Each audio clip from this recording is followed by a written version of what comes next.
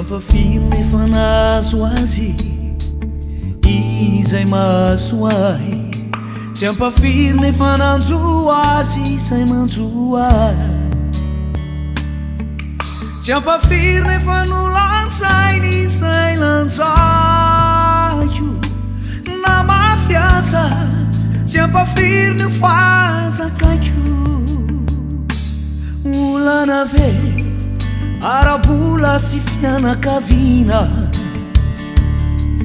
marobe ireo ady sy fanaratsiana, marary mafy zany fiainana tany, mahakivy mila pitomany, fa tsy ampafiry nefa nazo azy izay mahazo ahy, tsy ampafiry nefa nanjo azy izay manjo ahy,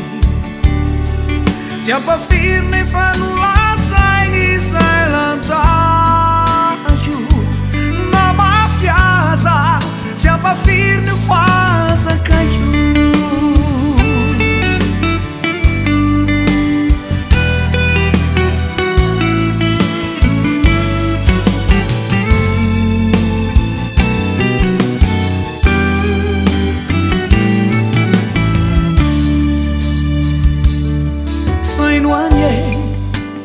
Izy azany Andriamanitra milanja zioga,